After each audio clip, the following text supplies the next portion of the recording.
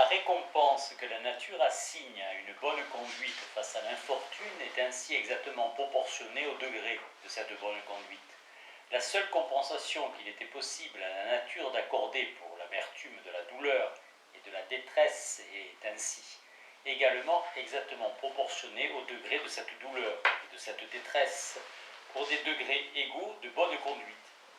Le plaisir et l'orgueil que nous prenons à conquérir notre sensibilité naturelle augmentent en proportion du degré de maîtrise de soi nécessaire à cette conquête, et ce plaisir et cet orgueil sont si grands qu'aucun homme ne peut être totalement malheureux s'il les éprouve complètement. La misère et le malheur ne peuvent jamais envahir un cœur qu'habite la complète satisfaction de soi, et bien que ce soit peut-être trop dire, comme les stoïciens, que dans un accident semblable à celui mentionné plus haut, le bonheur d'un homme sage est en tout point égal à ce qu'il pourrait être en toute autre circonstance.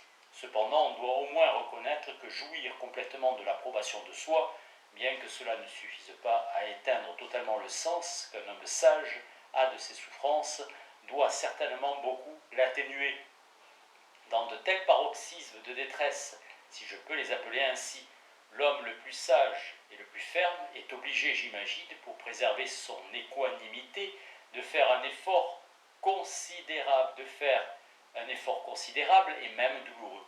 Son sentiment naturel de sa détresse, son point de vue naturel sur sa situation font pression fortement sur lui, et il ne peut sans un très grand effort porter son attention sur le point de vue du spectateur impartial. Ces deux points de vue se présentent à lui au même moment. Son sens de l'honneur et le souci de sa dignité lui ordonnent de porter toute son attention sur le point de vue du spectateur impartial.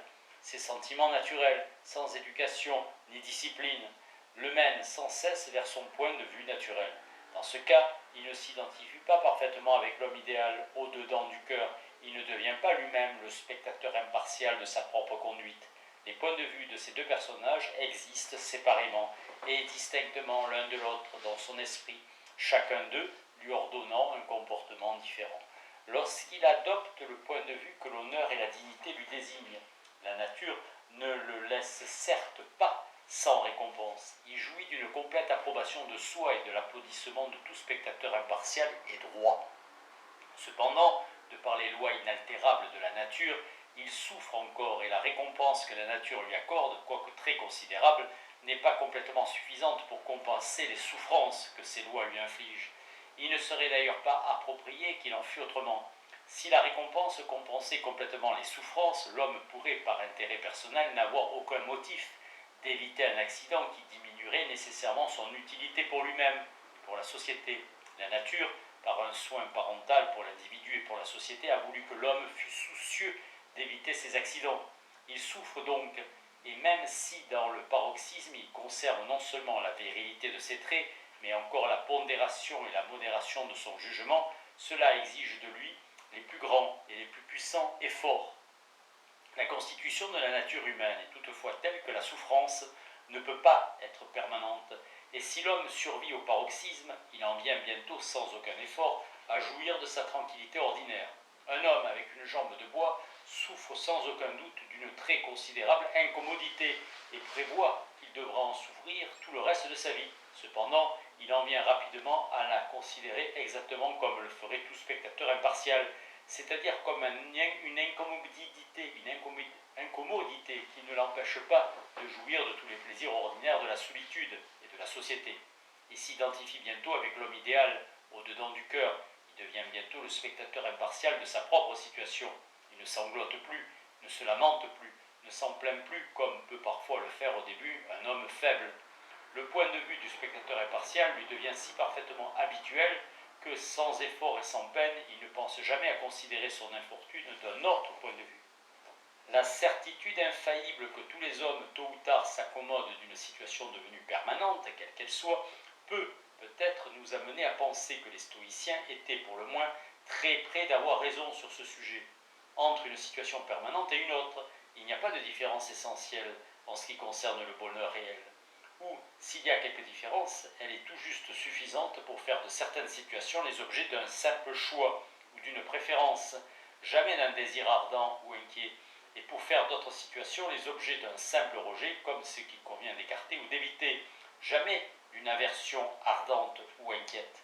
Le bonheur consiste dans la tranquillité et dans la jouissance. Sans tranquillité, il ne peut y avoir de jouissance. Et dans une tranquillité parfaite, il n'est presque rien qui ne soit capable de procurer de l'amusement.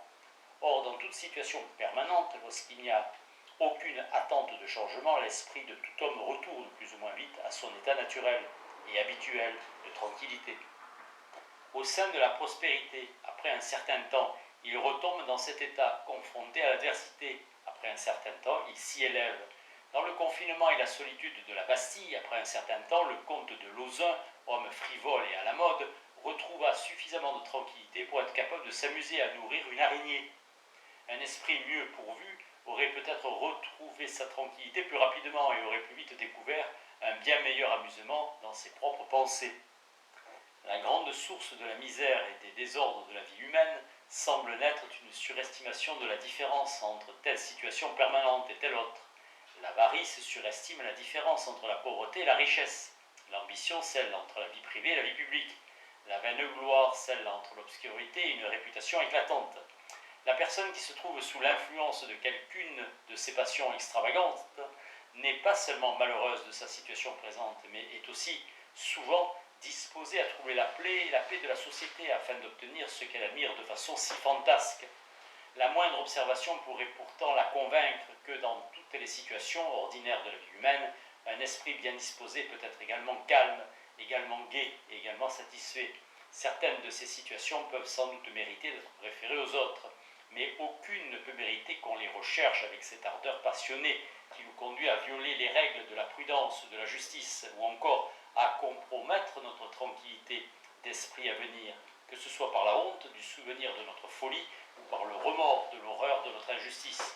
Chaque fois que la prudence ne nous recommande pas d'essayer de changer notre situation et que la justice ne nous le permet pas, l'homme qui s'y essaie joue au plus inégal de tous les jeux de hasard et mise tout contre presque rien. On peut appliquer aux hommes, dans toutes les situations de la vie humaine, ce mot du favori du roi d'Épire à son maître. Lorsque le roi lui eut fait un exposé en bon ordre de toutes les conquêtes qu'il se proposait d'accomplir, et qu'il fut parvenir à la dernière, le favori demanda « Et que votre majesté se propose-t-elle de faire après ?» « Après, dit le roi, je me propose de me réjouir en la compagnie de mes amis autour d'une bouteille. » « Et qu'est-ce qui empêche votre majesté de le faire dès maintenant ?» répliqua le favori. « Dans la situation la plus resplendissante et la plus exaltée que puisse nous représenter notre fantaisie oisive, les plaisirs dont nous nous proposons de tirer notre bonheur réel sont presque toujours ceux-là même que nous avons dans notre condition réelle, même humble, en permanence à notre portée et en notre pouvoir. Si l'on accepte les plaisirs frivoles de la vanité et de la supériorité, nous pouvons trouver dans les conditions la plus humble celle où l'on jouit seulement de la liberté personnelle, tous les autres plaisirs que la condition la plus exaltée peut procurer. Dialogue entre Pyrrhus et son ministre Cinéas. De plus, les plaisirs de la vanité et de la supériorité sont rarement compatibles avec la tranquillité parfaite, qui est le principe et le fondement de toute jouissance réelle et satisfaisante. Il n'est pas non plus toujours certain dans cette situation splendide que nous recherchons que nous puissions jouir de ces plaisirs réels et satisfaisants avec la sécurité que procure l'humble condition que nous sommes si désireux de quitter. Examinez les témoignages de l'histoire, rappelez-vous ce qui s'est passé dans le cercle de votre propre expérience, considérez avec attention la conduite de presque tous les hommes remarquables par la grandeur de leur infortune, que ce soit dans leur vie privée ou publique, dont vous avez lu ou entendu l'histoire, ou dont vous vous souvenez. Vous découvrirez alors que les infortunes de la très grande partie d'entre eux sont nées du fait qu'ils ont ignoré leur bonheur, qu'ils n'ont pas su qu'ils étaient convenables, qu'il était convenable de demeurer immobile à la place qu'ils occupaient et de s'en satisfaire. On peut généralement appliquer avec beaucoup de justesse la détresse provoquée par l'avarice et l'ambition déçue. Cette inscription gravée sur la pierre tombale de l'homme qui avait tenté d'améliorer une santé tolérable en prenant des remèdes. J'étais bien, j'ai souhaité être mieux et voilà où je suis. C'est une observation qu'on peut trouver singulière, mais qui, selon moi, est juste que la plus grande partie des hommes ne retrouvent pas aussi aisément ou aussi universellement leur tranquillité naturelle et habituelle dans les infortunes qui admettent quelques remèdes que dans celles qui n'en admettent clairement aucun. Dans ce second genre d'infortune, c'est principalement lors de ce qu'on peut appeler le paroxysme, c'est-à-dire lors de la crise initiale, que nous pouvons découvrir une différence sensible entre les sentiments et le comportement de l'homme sage et ceux de l'homme faible.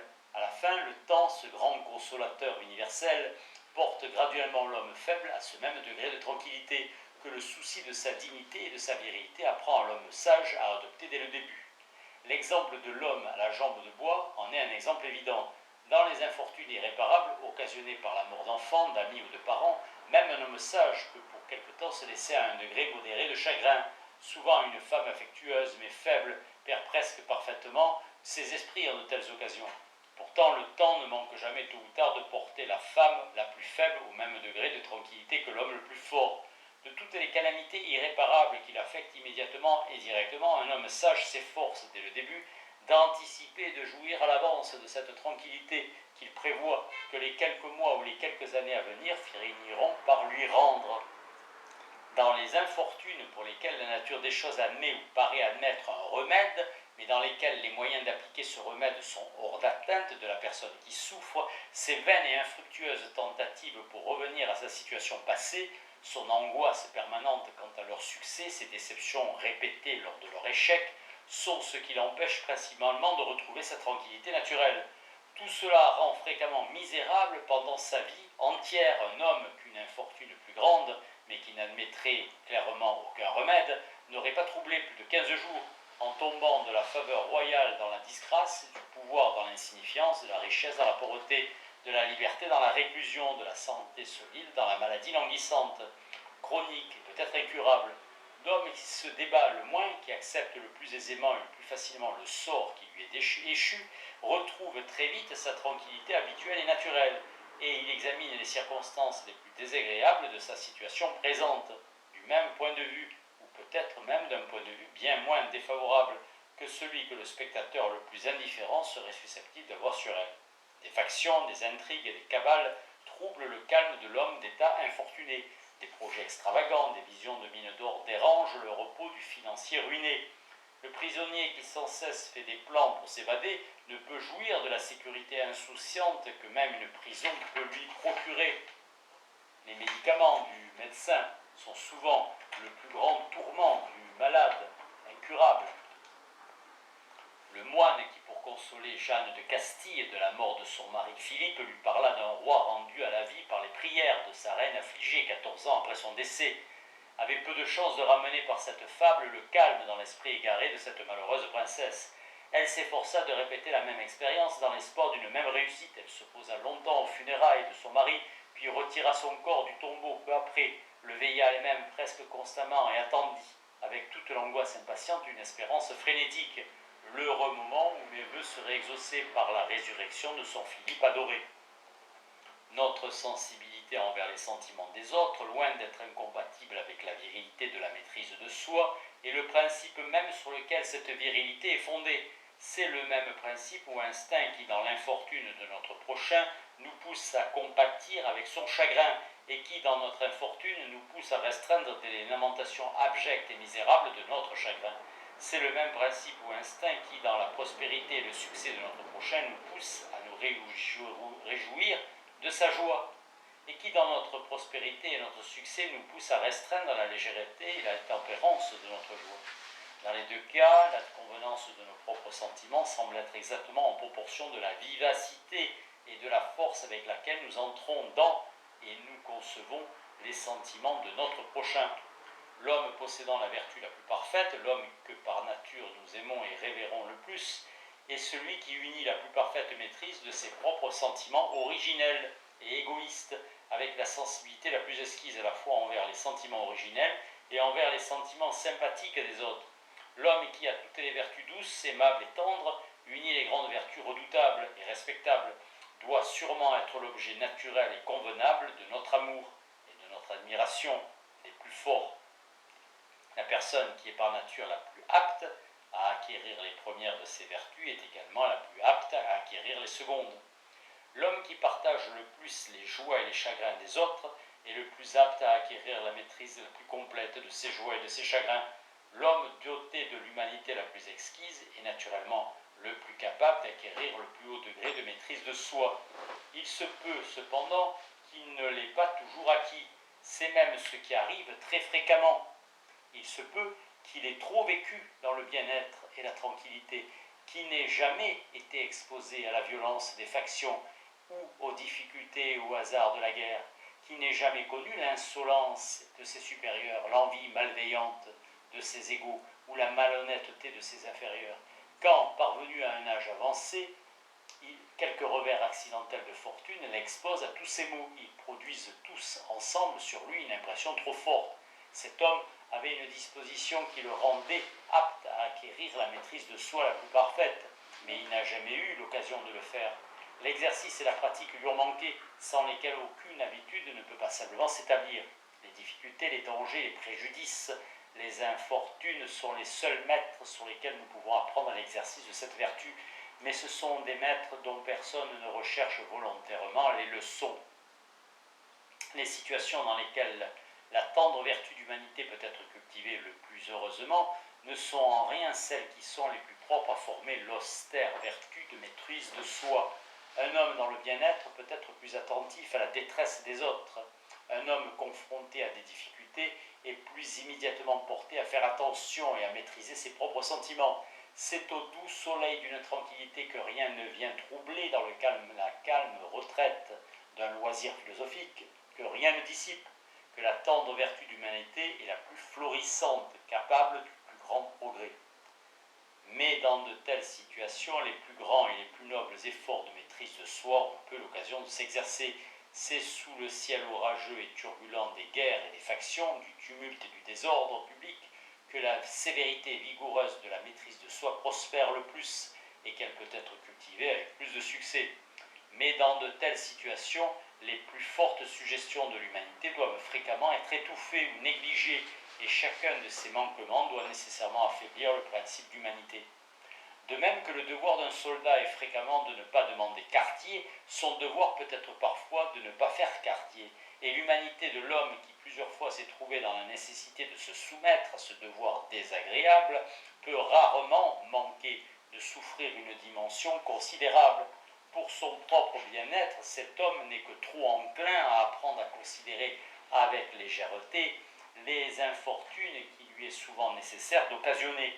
Les situations qui suscitent les efforts les plus nobles de maîtrise de soi parce qu'elles imposent parfois la nécessité de ne respecter ni la propriété ni la vie de notre prochain, tendent toujours à diminuer et trop souvent à anéantir totalement ce souci sacré pour la propriété et la vie humaine qui est le fondement de la justice et de l'humanité.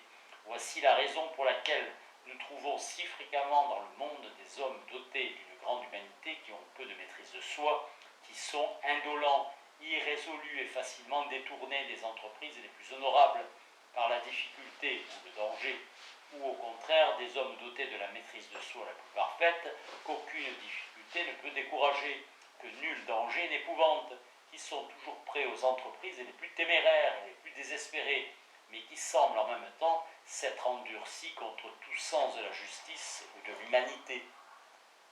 Dans la solitude, nous sommes enclins à sentir trop fortement tout ce qui se rapporte à nous.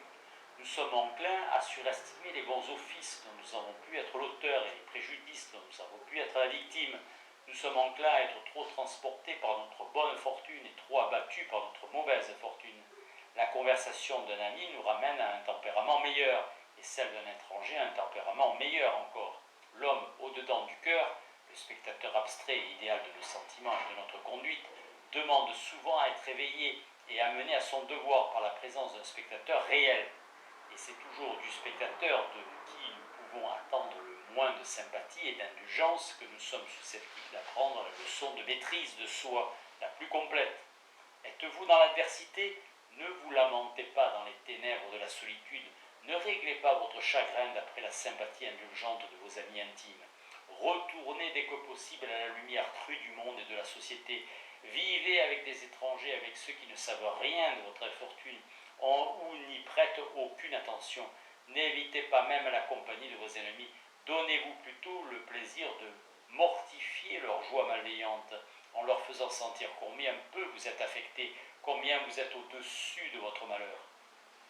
vous dans la prospérité, ne vous bornez pas à jouir de votre bonne fortune à l'intérieur de votre maison, dans la compagnie de vos amis, de vos flatteurs peut-être, de ceux qui bâtissent sur votre fortune l'espoir d'installer la leur. Fréquentez des hommes qui ne dépensent pas de vous, qui ne peuvent vous accorder du prix que pour votre caractère et votre conduite, non pour votre fortune. Ne cherchez ni n'évitez, n'envahissez ni ne fuyez la société de ceux qui furent vos supérieurs et qui peuvent être blessés de vous retrouver leur égal ou peut-être même leur supérieur. L'impertinence de leur orgueil peut peut-être rendre leur compagnie trop désagréable, mais si ce n'est pas le cas, soyez assurés qu'il s'agit là de la meilleure compagnie que vous puissiez fréquenter. Si par la simplicité d'un comportement sans prétention, vous pouvez gagner leur faveur et leur bonté, vous pouvez vous dire avec satisfaction que vous êtes assez modeste et que votre propre fortune ne vous a pas fait tourner la tête. La convenance de nos sentiments moraux n'est jamais aussi susceptible d'être corrompue que lorsqu'un spectateur partial et indulgent est proche, tandis que le spectateur indifférent et impartial reste lointain. De la conduite d'une nation indépendante envers une autre, les nations neutres sont les seuls spectateurs indifférents et impartiaux, mais elles sont si éloignées qu'elles sont presque complètement hors de vue. Quand deux nations sont en conflit, le citoyen de chacune d'elles se soucie peu des sentiments que des nations étrangères peuvent nourrir sur sa conduite. Toute son ambition est d'obtenir l'approbation de ses concitoyens, et comme ceux-ci sont tous animés des mêmes passions hostiles que lui, il ne peut jamais tant leur plaire qu'en outrageant et en offensant leur ennemi. Le spectateur partial est proche, le spectateur impartial est très éloigné. C'est pourquoi dans la guerre et les négociations, les lois de la justice sont très rarement observées. La vérité et la loyauté sont presque totalement négligées, les traités sont violés, et pourvu que cette violation apporte quelque avantage, elle n'entraîne presque aucun déshonneur pour qui l'a commise. L'ambassadeur qui dupe le ministre d'une nation étrangère est admiré et applaudi. L'homme juste qui dédaigne d'arracher ou de concéder tel ou tel avantage, mais qui estimerait moins déshonorant d'en concéder que d'en arracher, cet homme qui dans toutes les transactions privées serait le plus aimé et le plus estimé est regardé comme un fou et un idiot qui ne comprend rien à son affaire dans les transactions publiques. Il encourt toujours le mépris et parfois même la haine de ses concitoyens. Au cours d'une guerre, ce qu'on appelle les lois des nations sont non seulement fréquemment violées sans entraîner pour qui les viole beaucoup de déshonneur aux yeux de ses concitoyens, les seuls dont il se soucie, mais en plus, ces lois sont pour leur plus grande part établies presque sans aucun souci les règles de justice les plus évidentes et les plus claires. C'est une des règles de justice les plus évidentes et les plus claires que l'innocent, même s'il a quelques rapports aux dépendances envers le coupable, ce que peut-être il ne peut éviter, ne doit pas souffrir ou être puni à la place du coupable pour cette raison. Or, dans les guerres les plus injustes, c'est souvent le souverain ou les gouvernants qui sont les seuls coupables. Les sujets sont presque toujours parfaitement innocents. Pourtant, chaque fois que cela peut servir l'intérêt de l'ennemi, les biens des citoyens paisibles sont saisis sur terre comme sur mer. Leurs terres sont dévastées, leurs maisons brûlées, et eux-mêmes sont assassinés ou emprisonnés à la moindre résistance. Tout cela se fait dans la plus parfaite conformité avec ce qu'on nomme les lois des nations. L'animosité entre factions hostiles, que ce soit pour des causes civiles ou religieuses, est souvent encore plus furieuse que celle qui oppose des nations hostiles, et leur conduite, les unes envers les autres, est souvent encore plus atroce. Ce qu'on peut nommer les lois des factions ont souvent été établies par des auteurs graves, avec encore moins de souci des règles de justice que ce qu'on nomme les lois des nations. Le patriote, le plus féroce, n'a jamais considéré qu'il puisse être sérieux de se demander « doit-on tenir parole envers des ennemis ?» Mais de célèbres docteurs en affaires civiles et religieuses ont souvent agité avec fureur ces questions. Doit-on tenir parole envers des rebelles? Doit-on tenir parole envers des hérétiques? Il n'est pas besoin d'observer, je présume, que les rebelles et les hérétiques en question sont ces personnes malchanceuses qui, une fois le conflit porté à un certain degré de violence, ont l'infortune d'être du parti le plus faible. Dans une nation rendue folle par les factions, il demeure sans doute toujours un petit nombre de personnes, quoique communément un très petit nombre, qui conservent un jugement préservé de la contagion générale. Ces personnes sont presque toujours des individus solitaires, isolés ici et là, sans aucune influence, exclus par leur droiture de la confiance de chacun des partis, et qui pour cette raison, s'ils peuvent être parmi les plus sages des hommes que compte la société, n'en sont pas moins nécessairement parmi les plus insignifiants. De tels hommes sont l'objet du mépris, de la dérision et souvent même de la haine des zélateurs furieux des deux partis. Un véritable homme de parti et méprise la droiture. En fait, aucun vice ne pourrait nuire à un homme de parti autant que cette seule vertu. Ainsi, en nulle autre occasion, le spectateur réel, vénéré et impartial n'est-il plus éloigné qu'au sein de la violence et de la rage de partis en lutte. Pour les zélateurs de ces partis, on peut dire qu'un tel spectateur existe à peine dans tout l'univers. Ils prêtent leurs propres préjugés même aux grands juges de l'univers, et ils voient souvent cet être divin animé de leur propre passion, vindicative et implacable. Parmi tous les corrupteurs des sentiments moraux, les factions et le fanatisme ont toujours été de loin les plus importants. Il me reste seulement à observer au sujet de la maîtrise de soi que notre admiration pour l'homme qui continue à se comporter avec courage et fermeté sous les coups des infortunes les plus graves et les plus inattendues suppose toujours que sa sensibilité à ces infortunes est très vive, au point de requérir un très grand effort pour être maîtrisé ou dominé. L'homme qui serait totalement insensible à la douleur physique ne mériterait pas d'applaudissements pour avoir enduré la torture avec la patience et l'équanimité les plus parfaites. L'homme qui aurait été créé sous la crainte, sans la crainte naturelle de la mort, ne pourrait prétendre à aucun mérite pour avoir conservé son flegme et sa présence d'esprit au milieu des dangers les plus terribles. Une des extravagances de Sénèque est de prétendre que le sage stoïcien était de ce point de vue supérieur même à un dieu. En effet, la sécurité du dieu lui venait de sa nature, qui l'exemptait des souffrances, tandis que la sécurité du sage lui venait de lui-même et dérivait totalement de ses propres efforts. Cependant, chez certains hommes, la sensibilité à certains des objets qui les affectent immédiatement est parfois si forte qu'elle rend toute maîtrise de soi impossible. Aucun sens de l'honneur ne peut maîtriser les craintes de l'homme qui est faible au point de s'évanouir ou d'avoir des convulsions à l'approche du danger. Qu'une telle faiblesse des nerfs, comme on l'a nommé, puisse dans une certaine mesure trouver quelques remèdes, par un exercice graduel et une discipline appropriée, on peut peut-être le penser, mais il semble certain qu'on ne doit jamais compter sur elle ou l'employer.